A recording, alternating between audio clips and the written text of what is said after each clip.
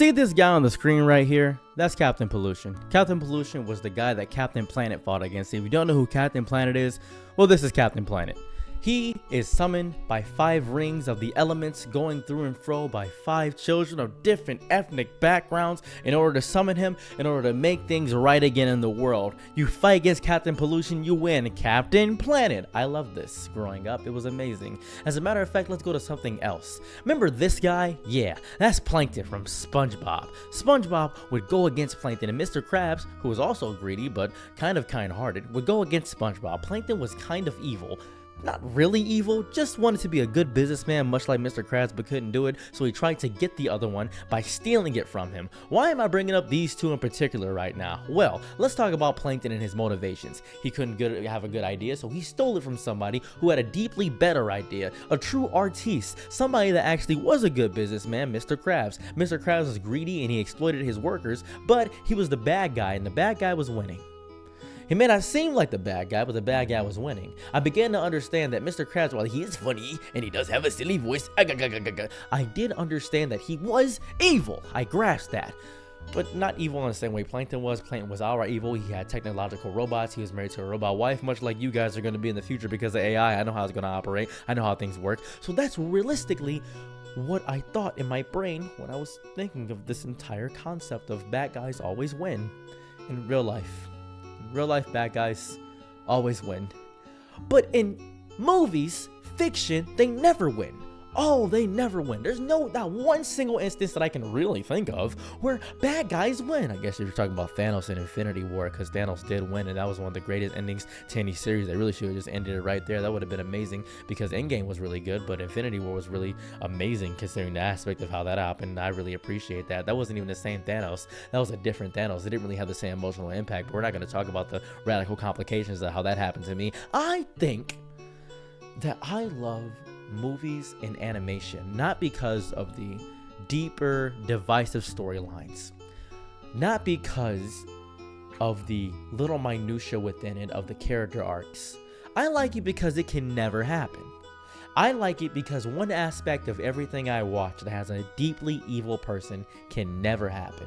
In everything you watch, in all things, you know, no matter how bad a situation gets, the good guy will triumph. Superman will beat Doomsday. Batman will beat the Joker. Spider-Man will beat Venom. Even if Venom is now an anti-hero, it will happen all the time. And it is one of the constant universal truths like death or taxes, and the good guy is gonna win. And that's a really American mindset, where the good guy is gonna win. The X-Men are gonna triumph. And up until recent times, we have more tragic stories where they get deeper into the psychological nuances of the heroes behind these good Cape Crusaders, because we want to learn more about the heroes, and that's fun too, but the good guy still comes out on top. Dark Knight's Metal, which is a great run of comics that's amazing deeply. A more specific thing will be Dora the Explorer going against Swiper the Swiper. Swiper, no swiping. Swiper, no swiping. You say that enough times and he'll just go away. You won't get robbed if you just say, hey, don't do that. A good lesson to teach a young child. In everything I watch, whether it be Toy Story, whether it be Monsters Inc., how Randall was evil and the evil CEO was defeated. In Monsters Inc., Mr. Waterman, this guy that you see on screen, he was defeated. This tarantula evil creature. And you really couldn't tell that he was really evil besides the fact that he was a CEO. And we knew that he was evil because he was a CEO. And we know deeply, in most art, they always depict the evil, greedy businessman as the enemy to defeat. That is fun to witness. That is great. That's the enemy of the people. And because we're watching it in fiction, we feel a united front. We want that one person to defeat the evils of the world. We want that to happen. So we champion these heroes. We champion celebrities who are going to defeat the CEOs, but the celebrities are actually worse than the CEO. So we need a new champion. Well, streamers are getting paid by advertisers, and they're getting paid out by the big companies now, and it's not really looking good. The bad guys are winning now a lot. The bad guys are winning. We don't have any heroes anymore because the bad guys are winning everywhere. I don't see where the bad guys are losing. The bad guys are coming up. They're coming out the sewer. Shredder is the CEO of Amazon, and Lex Luthor is the CEO of Amazon, or he was the CEO of Amazon, but he stepped down. And Nintendo is entirely greedy, and all these companies and corporations are just destroying us. And they don't really care about you. They care about your time, because time is the only thing that values to them. The more time they spend on something, the more time they spend on you, the more time you spend scrolling through and doom scrolling and not thinking, the less you'll retaliate. The more time you spend on these small little minutia things, the less you'll think about the deeper confines of how the world operates. And that is an issue. That is an issue deeply, because the bad guy is winning. The bad guy is Father Time. If Father Time made a deal with the corporations are going to take all your life clock and actually destroy your lifeblood. So you're too old and weak and feeble, and you've been working at 9 to 5, but you can't retaliate because you're not unionized. So you can't really do anything about it, and you're not getting paid a fair wage. You're being paid a living wage, but not a thriving wage. And you need to thrive, but you can't thrive because you're worried about your next paycheck, living paycheck to paycheck. And life is bad because the bad guys are all friends. There's a doom syndicate. There's a legion of evil, and they're all friends. And you think you have a Spider-Man, you think you have a Batman, you think you have a Superman, but Superman gets paid every time he fights Lex Luthor. Lex Luthor gets paid every time Superman beats him. Every single time. You see a collaboration stream, Ludwig gets paid by the advertisers, Moist Critical gets paid by the advertisers. Mr. Beast gets paid by the advertisers. Logan Paul, Jake Paul, they all get paid for the advertisers. So it happens over and over again. You're saying to yourself, wait a minute. This feels like something's wrong. But they're confusing you too. Because they're keeping you angry, so you fight against each other. Now you're on teams with Lex Luthor. You don't even know it. Got the two sides, good and evil. It's always two. There's no nuance. And that's the beauty of what I love about movies. That's the beauty of what I love about animation and comics. Because when you have someone like Superman right here, this is Superman. We love Superman. Red, white skin, blue suit. Love to see him. Amazing. American hero. Came from somewhere else to a new land. He's an alien savior. We love to see it. Hero to all people in America because he himself is an alien. But he's John Kent. He's John Kent. American sweetheart. John Kent. Mom and dad raised him out of the goodness of their hearts. We love to see it. He's John Kent. John Kent. I know what you're going to say. Isn't his name Clark Kent? No, he is John Kent, his father. And I may be having that wrong, and nobody correct me in the comments because I'm still on a rant right now. I'm not going to take this out either. I will take my L on that. And we have him and Lex Luthor. He doesn't have hair. Balding is the worst thing that can happen to you. You're bald, you're evil. That's how it operates. We got Lex Luthor over here. Flex Luthor, because he gets strong in some variations. He became president of the world. President's evil, because he's charismatic and manipulative. He's not as strong as Superman. He uses underhanded strategies. Oh, kryptonite, his only weakness. Underhanded strategies. Well, guess what? Lex Luthor is the CEO. LexCorp.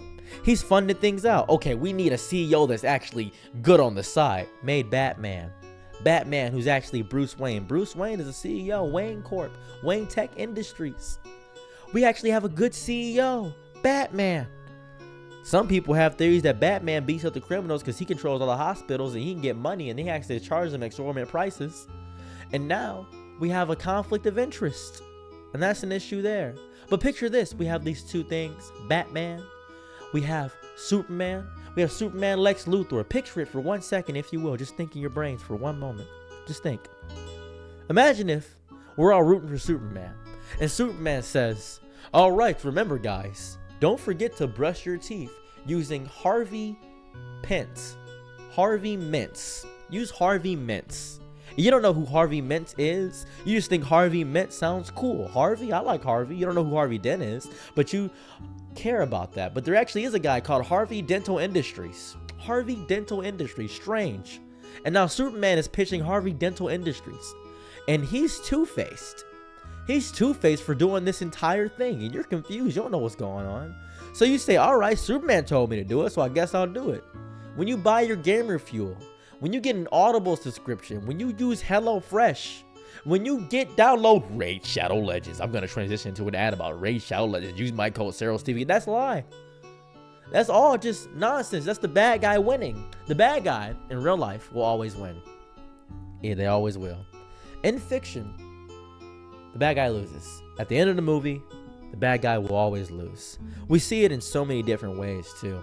There's so many movies that tell you that the hubris of human greed will be the folly of man. You see it all the time, everywhere. In every single iteration, you see that hubris is going to be the fall of man. You see people are going to be rising up and retaliating. You see it all the time. Don't Look Up, a great movie about human greed. Great movie. Amazing showcase of how human greed can destroy it. The first episode of Love, Death, and Robots showed how human greed destroyed the entire world because of the AI uprising. That is an amazing thing to witness. Because of how deeply we want to progress, we regress on our own morals, and we don't allow ourselves to take a step back and wonder if we've gone too far. The bad guy is always going to win. It is a depressing reality in which we live in, so we escape. We doom scroll into fiction each time. We always go in there and say, oh, this guy's morally okay, so he must be a good person. You are a simpleton if you think for 2 seconds that the actual moral good person exists in this world. Everything is garnered and controlled by the big corporations. It's a secret club that everybody's invited to but you, and you don't know how to do it. So you argue with people, and you argue on the right, and you argue on the left, and you tell yourself, well, I'm on the right, so I must be right. Well, I'm on the left, and you're on the wrong side of history. You think you're on the right side, but that's actually bad. And it's ants arguing with each other. That's how they view us. We're just ants.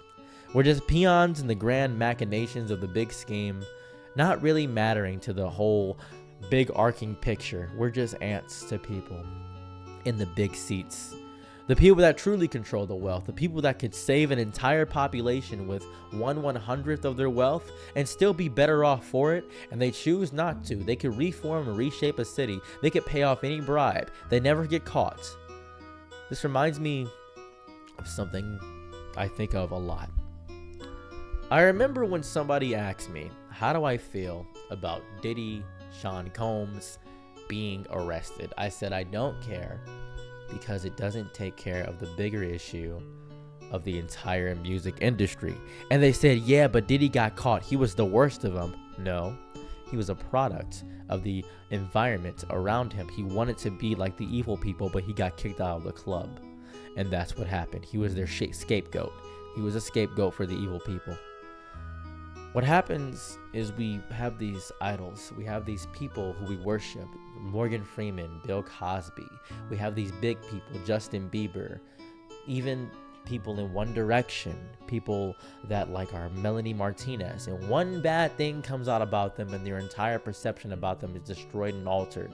Beyonce is evil. Jay-Z is evil. Will Smith is evil. Jada Pinkett Smith is evil. Oh my goodness, these people suck. They're evil. Well, Post Malone sucks now. He's bad. I don't like any of these people because they did one bad thing. He didn't tip at a restaurant when he has millions. Why didn't he tip? That's a little bit messed up. That's evil. He should have tipped $10,000. If I had that much money, I'd tip $10,000. Drake is a scrub. Kendrick Lamar hangs out with hoteps.